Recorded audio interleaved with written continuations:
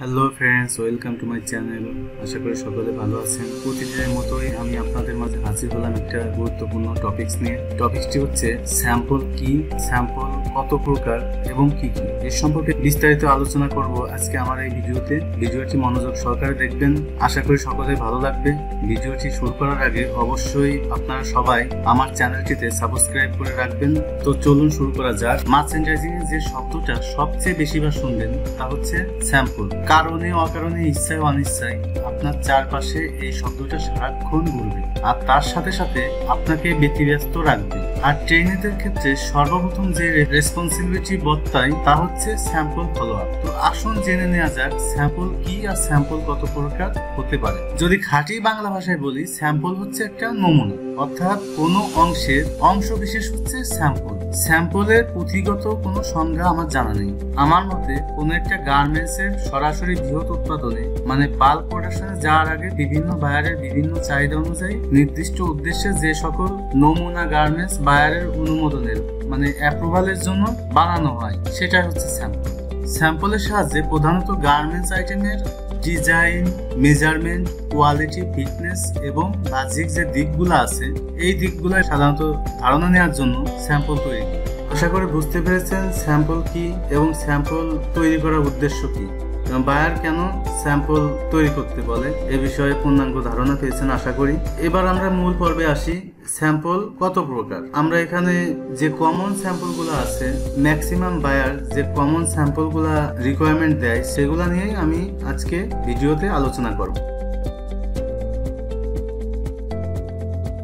Proto স্যাম্পলটা হচ্ছে order প্রদানের পূর্বে প্রথম স্যাম্পল। বায়ারের পক্ষ থেকে রিকোয়ারমেন্ট পেয়ে এই স্যাম্পল বানানো হয়। ফ্যাক্টরিতে যে অ্যাভেলেবল ট্রিমস এবং অ্যাক্সেসরিজ থাকে ওইগুলা দিয়েই প্রোটো স্যাম্পলটা বানানো হয়, জাস্ট শুধুমাত্র স্টাইলিং দেখানোর জন্য।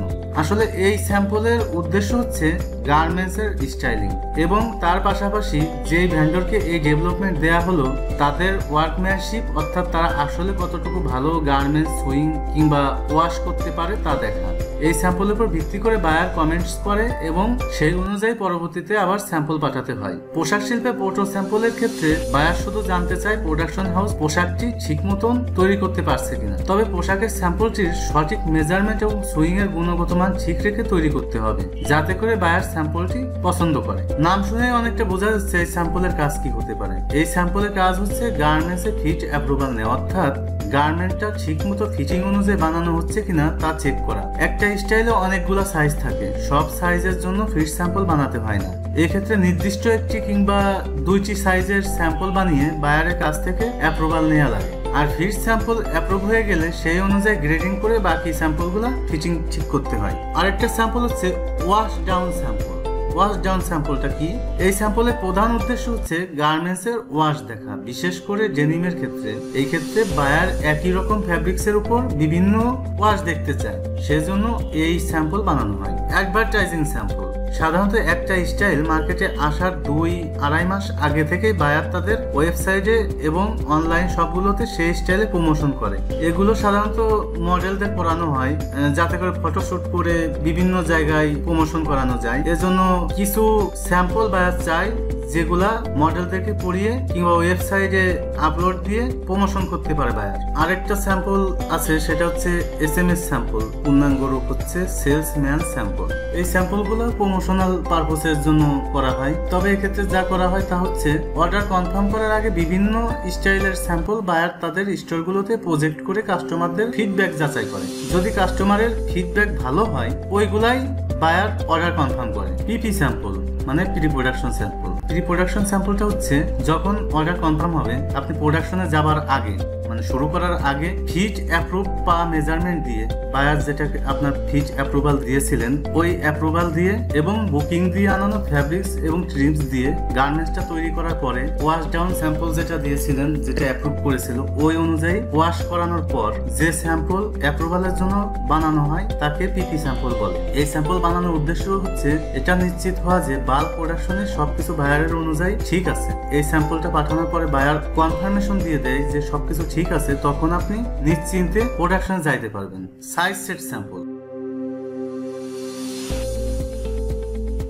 এই স্যাম্পল সাধারণত PP স্যাম্পল অ্যাপ্রুভ হওয়ার পর এবং বাল্ক কাটিং শুরু করার আগে বানানো হয়। যেহেতু শুধু নির্দিষ্ট 2-1টা সাইজের উপর করা হয়, তাই সব সাইজের মেজারমেন্ট এবং প্যাটার্ন চেক করানোর জন্য বায়ারের কাছে পাঠানো হয়। বায়ার যদি 4টা সাইজের অর্ডার করে, স্মল, মিডিয়াম, লার্জ, এক্সেল, তাহলে 4 সাইজের 4টা স্যাম্পল তৈরি করে বায়ারের কাছে পাঠানো হয় যে মেজারমেন্ট ঠিক আছে কিনা। ওই অনুযায়ী পরবর্তীতে বাল্কে যাওয়া হয়। Top of the production sample. Production শুরু করার পর সবকিছু ঠিকঠাক আছে কিনা তা চেক করার জন্য বায়ার যে স্যাম্পল চায় তাকে top of the production sample বলা হয়। এটা সাধারণত শুরু হওয়ার কয়েকদিনের মাঝে বায়ারের কাছে পাঠানো হয়। Garments package test sample.